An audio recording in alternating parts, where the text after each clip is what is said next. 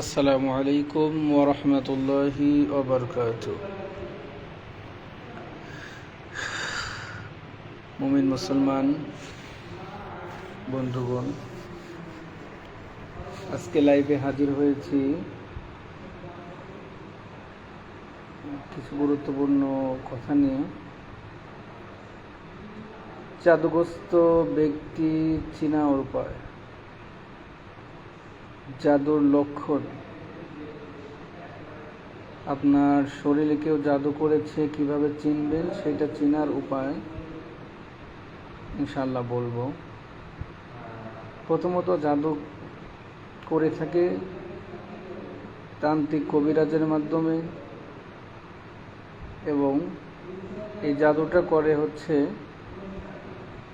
বিশেষ করে স্বার্থের কারণে। নিজের আত্মীয় স্বজনগুলোই বেশি জাদু করে, সম্পদের কারণে হোক, অর্থের কারণে হোক, রাজনৈতিক কারণে হোক, অনেকগুলো কারণের মধ্যে এই জাদুগুলো মানুষের উপর করে থাকে, অর্থাৎ ক্ষতি করে থাকে।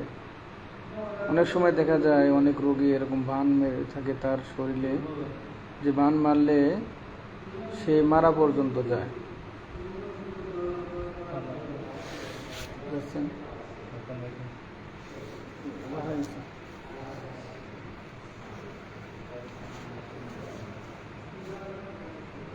যে মানুষ মারা পর্যন্ত যায়, এমন বান মারা হয়।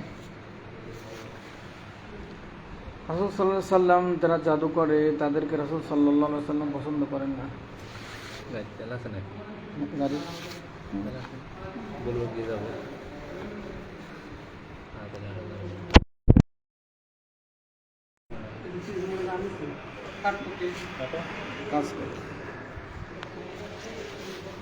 যে জাদুর কারণে মানুষের ক্ষতি করে থাকে বা হত্যা করে থাকে, এই জাদু। তো আলোচনা করব জাদু আপনার শরীরে করেছে, আপনি কিভাবে বুঝবেন যে আপনাকে জাদু করা হয়েছে, তার লক্ষণ। প্রথমত, জাদু লক্ষণ হচ্ছে জাদু করছে চিনবেন কি করে। 15টা লক্ষণ আছে, 15টা রোগ যদি আপনার শরীরের মধ্যে থাকে, এই সমস্যাগুলো থাকে, তাহলে বুঝতে পারবেন যে আপনার উপর কেউ জাদু করেছে।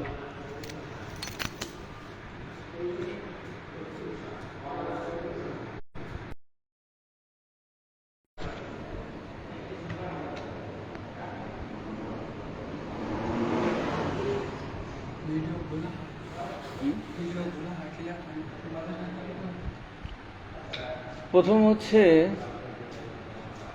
জাদুর যেটা লক্ষণ, প্রথম লক্ষণটা হচ্ছে পুরা শরীরে জ্বালা পোড়া করে, হাত পা বিশেষ কিছু অংশ মানুষের জ্বালা পোড়া করে। এটা হচ্ছে জাদুর প্রথম লক্ষণ। যে আপনি ডাক্তার দেখিয়েছেন অনেক জায়গায়, কিন্তু ওষুধ খাচ্ছেন, কিন্তু জ্বালা পোড়া এটা ভালো হচ্ছে না, এটা প্রথম লক্ষণ। দ্বিতীয় হচ্ছে শরীরে বিশেষ রোগ, অতিরিক্ত রোগ শরীরে ধরা পড়ছে, এবং ডাক্তার দেখিয়েছেন, রোগ ভালো হচ্ছে না। দিন যত যাচ্ছে, সময় যত যাচ্ছে, আপনার শরীর দুর্বল হয়ে যাচ্ছে, অসুখ বেড়ে যাচ্ছে। এই কারণে যে জাদুর এটা লক্ষণ। এবং 3 নম্বর লক্ষণ হচ্ছে সব সময় মাথা ঘোরে, মাথা যন্ত্রণা করে, এবং শরীর দুর্বল থাকে। খাবার খাচ্ছেন তবু শরীর দুর্বল। এবং আরেকটা 4র্থ নম্বর সেটা হচ্ছে নিজের আত্মীয় স্বজন, স্ত্রী, পরিবার কাউকে ভালো লাগে না, কেউ কিছু বললে অতিরিক্ত রাগ হয়ে যায়। এটা 4র্থ নম্বর লক্ষণ।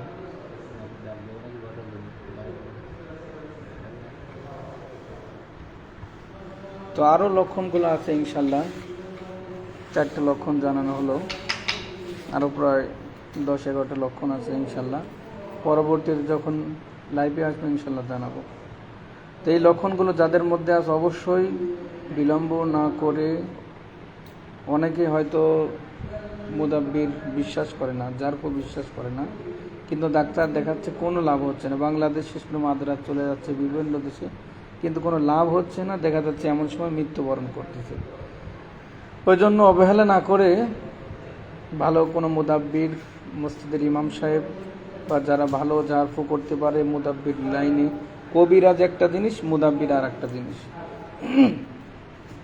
অনেক যারা কবিরাজ, যারা তান্ত্রিক, যারা কুফুরি কাজ করে তাদেরকে কবিরাজ বলা হয়।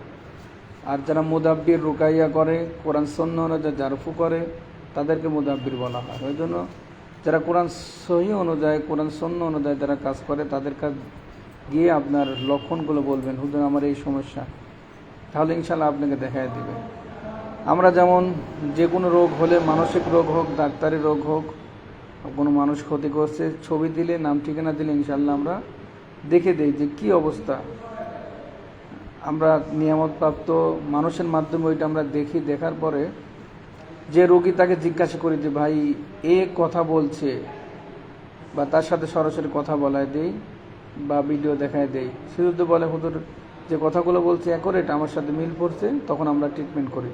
দেখি যখন মিল পড়ছে না, তখন বলি ভাই যে মিল যেহেতু পড়ছে না, তাহলে আপনার অন্য যে সমস্যা, ডাক্তারের সমস্যা, সেটা আমরা বলে দিই ইনশাল্লাহ। ওই জন্য হক্কানি যারা আলেম উলামা, যারা মুদাব্বির, তাদের কাছ থেকে ট্রিটমেন্ট নেবেন, কবিরাজ থেকে দূরে থাকবেন, যারা কুফরি করে, শিরকি করে, তাদের থেকে দূরে থাকবেন ইনশাল্লাহ। আসসালামু আলাইকুম ওয়া রাহমাতুল্লাহি ওয়া বারাকাতুহু।